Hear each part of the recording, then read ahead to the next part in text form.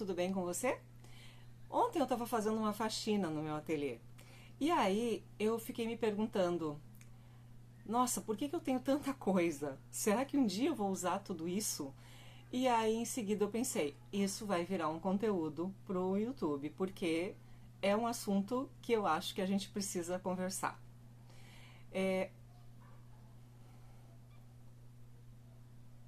Eu sou a Silvia e hoje, entre uma peça e outra, eu quero conversar com você sobre quais os critérios que nós artesãos temos para escolher os nossos materiais, principalmente quando a gente trabalha com upcycling.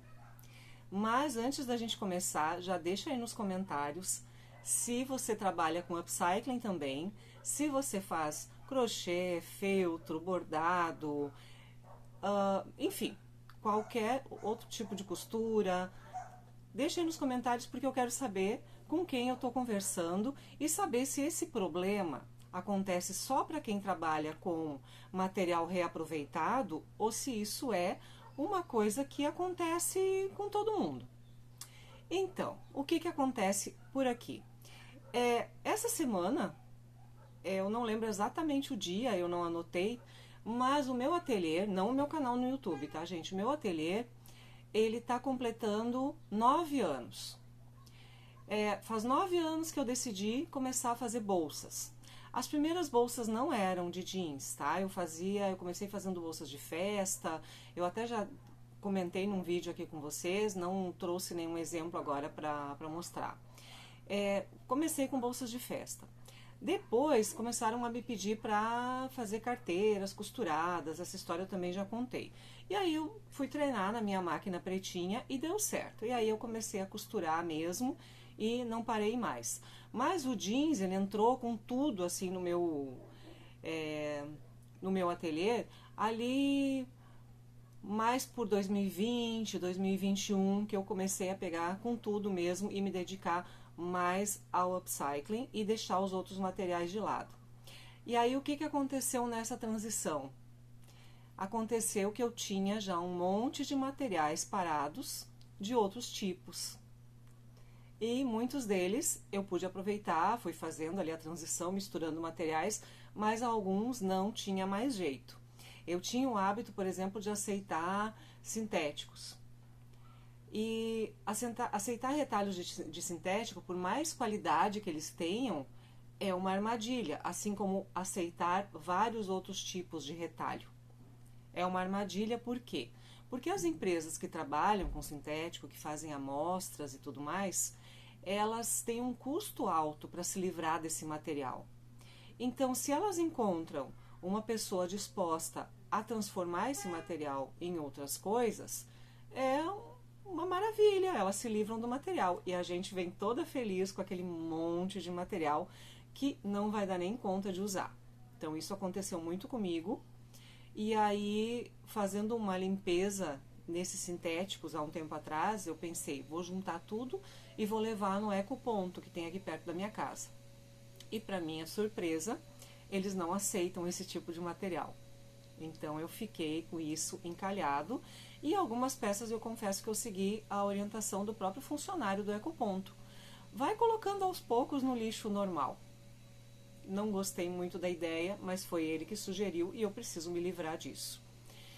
Alguns bons eu fiquei, tá, gente? Alguns, assim, qualidade melhor, mas tinha alguns materiais que realmente eram bem ruins, descascavam, enfim. Assim como esses sintéticos, eu também já aceitei muitos outros tipos de material. Eu já aceitei muitos catálogos de estofaria e alguns deles eu uso até hoje, eu gosto desse material, mas parei de aceitar.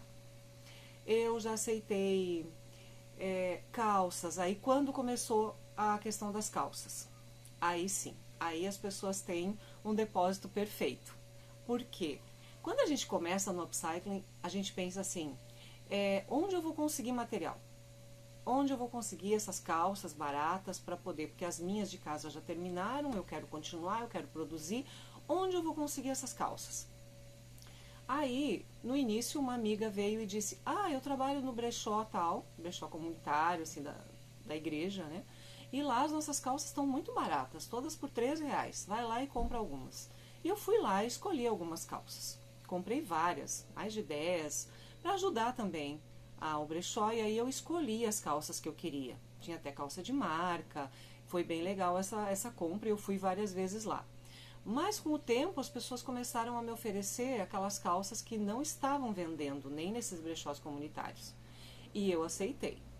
Então teve uma vez que tem uma entidade aqui que é a Liga Feminina de Combate ao Câncer e elas têm os brechós. E um dia uma amiga também, que é voluntária lá, me disse: ai, a gente tem muita calça lá que não vende, tu aceita? Eu disse: aceito.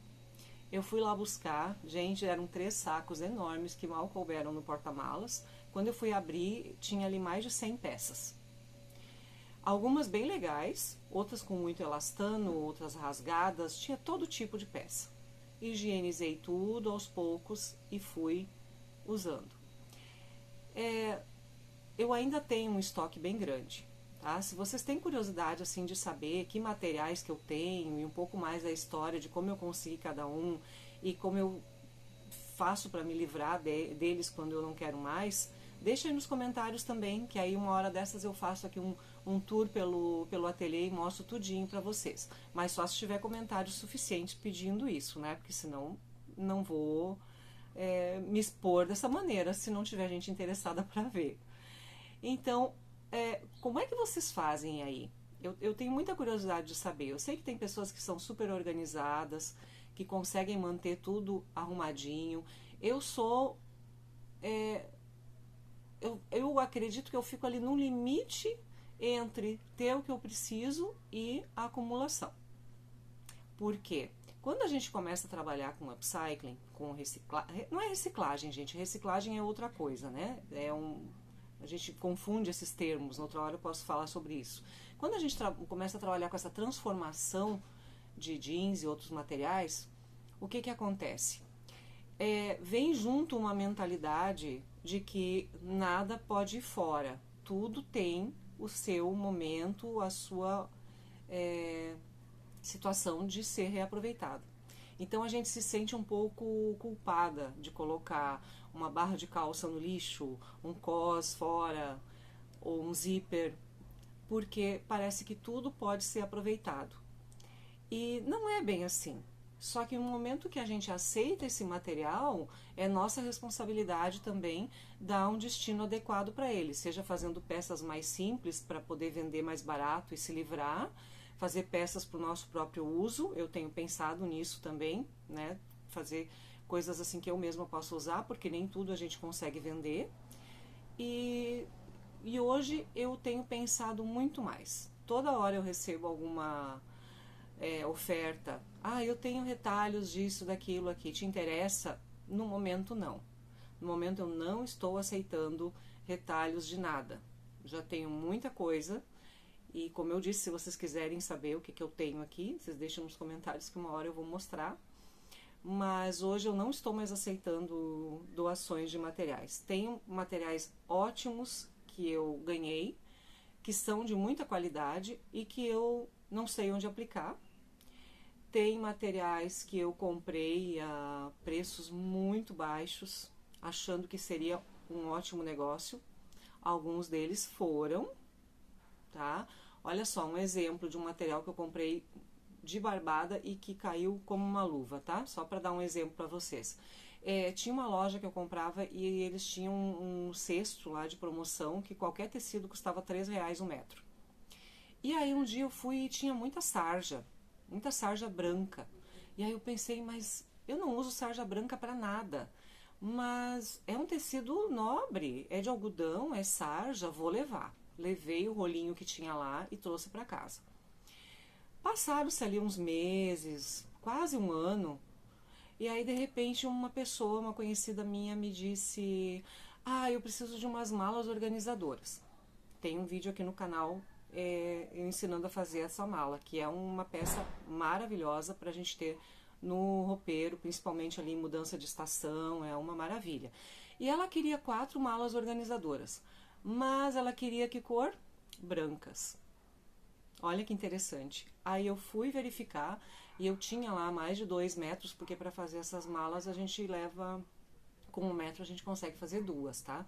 E eu tinha suficiente para fazer as 4 malas organizadoras brancas que ela me pediu.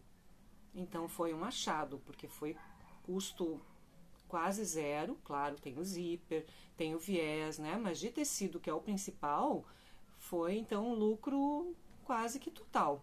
Então foi uma... Às vezes, quando a gente escolhe bem o material, que tem qualidade, talvez a gente não vá usar naquele momento, mas pode usar para alguma coisa própria, enfim. Mas eu quero mesmo saber de vocês, vocês são do tipo que acumula, que tem muita coisa já guardada no ateliê, ou vocês são do tipo que logo se livra das coisas e tem só realmente aquilo que precisa, se o espaço de vocês é maior, é menor, tudo isso é muito importante para a gente poder continuar essa conversa aqui numa outra ocasião, certo? Então, para hoje era isso. Deixem um like de vocês, se inscrevam no canal. Se tiver a opção hype e vocês gostarem muito do vídeo, deixem o seu hype também. E por hoje era isso. Um grande abraço para vocês. Até o próximo.